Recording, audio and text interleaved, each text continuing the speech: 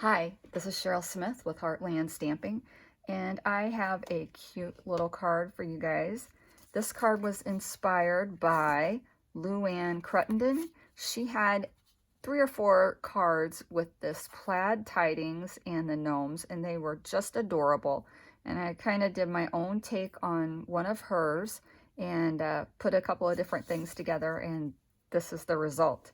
I'm using the basic gray, the cherry cobbler. I've got some blends going on. I've got a couple of different stamp sets that we're using. The snowman season for the snowflakes and the sayings, and then the gnome for the holidays. And this one, it's deceptive because you can use this for lots of things besides holidays. You can tailor these little gnomes to fit whatever season you would like. And this cute little Christmas tree hat, if you stamp that and fussy cut it, you can just use that by itself. How adorable is that? So that's what we're using. And let's see, here are all my blends that I'm going to color my gnome in with. So let's get started on that. We're just going to use some Whisper White cardstock. We have our Mr. Gnome, I'll call him, and we're going to use our Memento Tuxedo Black. We'll ink that up. Just stamp that on our scrap paper. And of course, put the lid right back on when you're done, guys. Don't let it sit out and dry out, or put your project in it. Like, that's happened to me.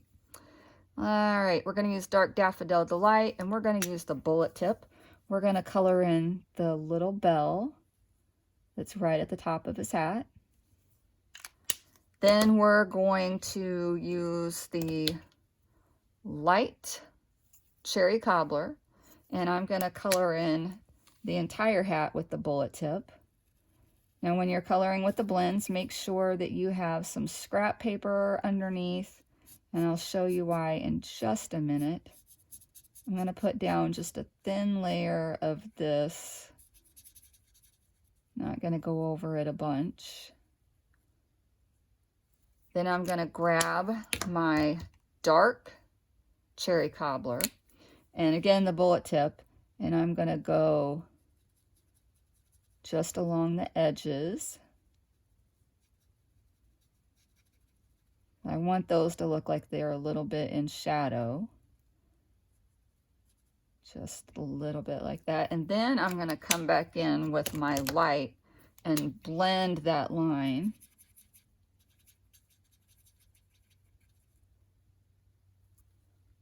And then the last thing I'm going to do is I'm going to take my color lifter, and again, well, let's do the brush tip. That's a little bit lighter. And I'm just going to rub that a little bit right over the middle.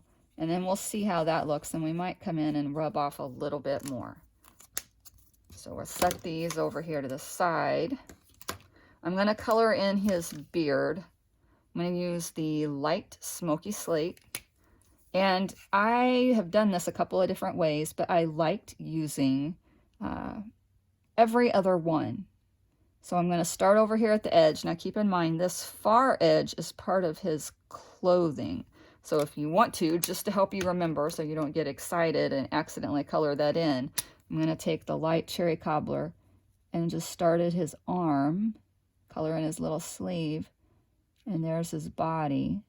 And we'll color in this sleeve, and then this edge of his body. So you can see just a little bit of his elf Santa suit. Now I'm going to take this and just color in every other one, so we don't have a really dark gray beard. And I'll leave that one next to the cherry cobbler a white. And then we'll bring this one on down. And again, just very, very gentle pressure down there at the end where it gets narrow. If you press too hard, it'll kind of color too much. Make your tip too wide and it'll get outside of the lines. All right, so there it is, every other strand of his beard. And then I'm going to take this dark smoky slate and I'm going to color in his shoes. And I'm going to color in like their boots, just go all the way up. If you wanted to, this section right here, you could color in like they were socks and do those a different color, but we're going to just do those as little boots. And I'm going to come back in with the bullet tip and just put a little shiny spot right here on the tip of his boot, so that's lighter. Because of course his boots are all shiny. There we go. Let's see, his nose and his hands. I'm going to color those with the ivory. We'll just get his little nose and his eyes. I mean, they are barely peeking out from the hat. And then color in his hands. There we go. One last touch is going to be this wink of Stella. And if you want to, you could just do the white strands of his beard with the wink of Stella. Or if you want the whole thing to be sparkly, just go ahead and color in the whole thing. Don't forget his mustache. So there he is, our sweet little gnome. If you want more white, lighter spot on his hat, just come in there again. It's always nice to use it a little bit and then let it set and kind of see how much color it did take off. So there you go. Now, you're going to want to fussy cut that out. Unfortunately, we do not have dies for this gentleman. But I have cut him out already. And you can see on this one, I did the beard all in gray. So it's all in the smoky slate. And this one shows you what it looks like with the stripes, just so you can get an idea.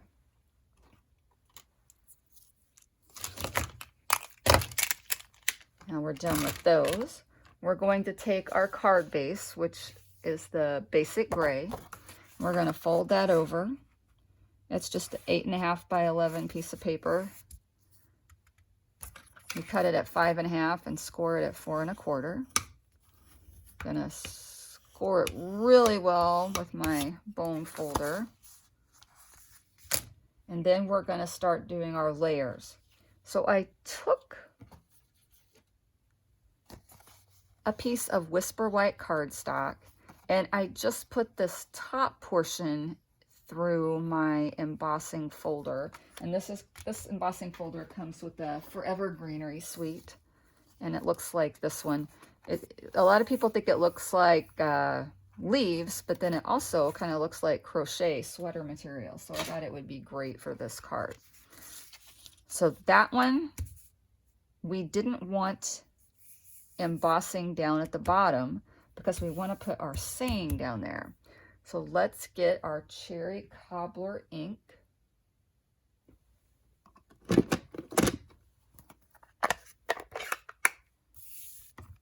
And we're going to do this Merry Christmas saying right on the front. And I don't want it to be too far up because we've got a few layers. So I'll put it, I don't know, 1/4 of an inch or so from the bottom. And then the next thing that we're going to do is I ran this through my Stampin' Cut and Emboss, and I used this piece. It's a very cute stitched scallop border piece. Now it comes in the Be Mine, which is a Valentine's set, lots of little hearts and cute things, but I have used this one just a ton. It is one of my favorite ones, so lots of uses for that one. And it leaves you with this piece that has the stitching and the scallops. We're going to put that piece and this piece right on here. And a lot of times I'll put these pieces on before I layer it onto my card, so that if somewhere along the way my measurements have been a little bit off, I can trim it before I put it on there. So let's put some Stampin' Seal on the back side of this. And isn't this pretty fall paper? The rich raspberry and some mango. So I'll put this right about here. Keep in mind, this is going to come down right to about there. So make sure I get my paper just where I want it. And then we're going to put some adhesive on the back of our scallop cut piece.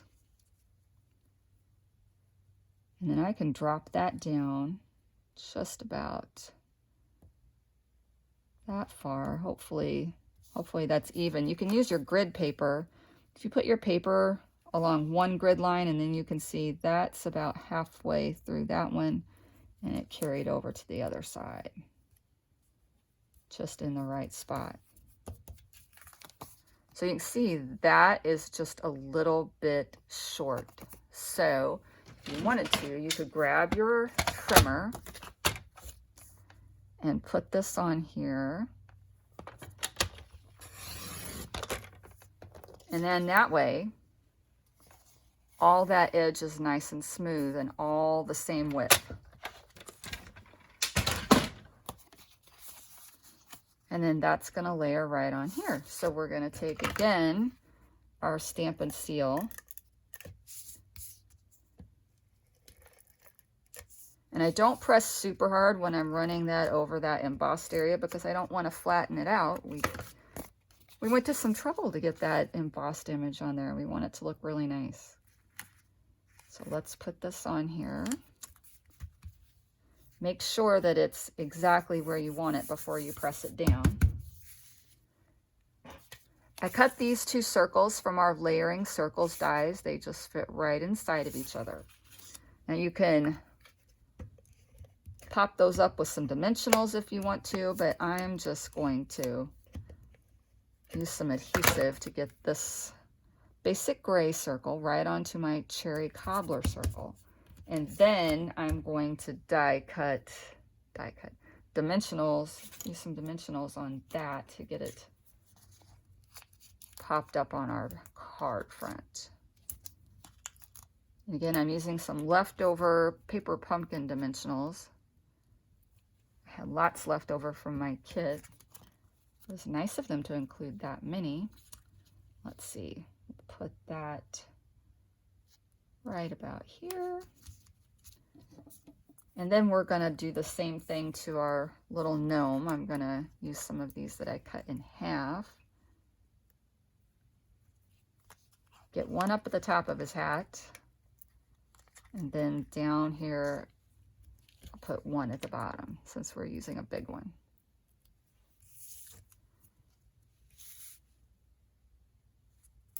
Center that right on there. And then the very last thing I'm going to do is I'm going to put some sequins on there. Now we do have some adhesive backed snowflakes, but I like these too. And I want to use those. They just have a different look to them. These are great for shaker cards.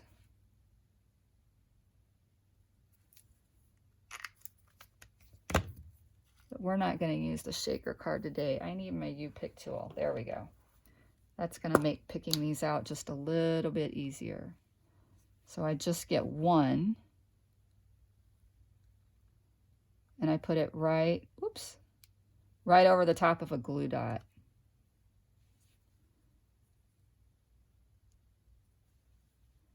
And one more, I've got tiny little stars. So this one we'll put right there. I might do a few more little sparkles and sequins. We'll see how that looks when it dries, but I think I might want to put some more on there just so he has almost like that Starry Night appearance. Now we're going to put something on the inside of the card, and sometimes when I have darker cardstock like this, I'd like to put it on a separate piece of paper. So let's grab that. We're going to open up our cherry cobbler one more time. We've got a saying that came in our snowman season stamp set.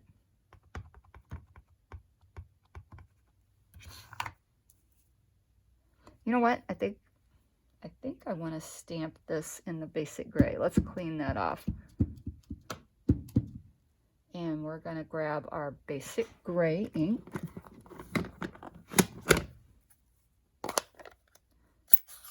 Changed my mind. I was just going to stamp this in the cherry cobbler, but let's do it this way. We're going to stamp this right about here. And then I'm going to do some snowflakes in the cherry cobbler. And these are from the snowman season as well. And I'm just going to put those on either side of my saying. It's really cute if you do them at the bottom and the top or down one side, but today we're just going to do one on each end. Now the cute thing you can also do is put some on your envelope flap. And we're going to put them just in a straight row across, but I'm going to turn it so that you don't have the same repeating pattern across the whole thing. So they kind of flow across the back of your envelope. All right, that's it. That is our little envelope. We'll put this saying on the inside of our card. Wasn't that quick and just so easy? I love that the plaid tidings paper. I've used it in a ton of classes, and this is from a class. It's just been so versatile and so fun. It's on sale right now in October, but if you're watching this in November, you'll have to pay full price. There we go. Oh, so cute. All right, let's get this one over here. Again, so you can see the difference. This guy had the striped beards, if you will, and this one is the solid gray. So thanks so much for stopping by. I hope you enjoyed our video, and I hope that you can use some of these ideas. Again, thanks to Luann Cruttenden for her design work on these great little gnome cards. And I appreciate you sharing your ideas, and I wanted to share them with everyone as well. All right, CherylSmith.Stampin'Up.net for all of your Stampin' Up! Needs. And if you have any questions or want to take part in a class, just contact me and I will be happy to help. Thanks so much. Bye-bye.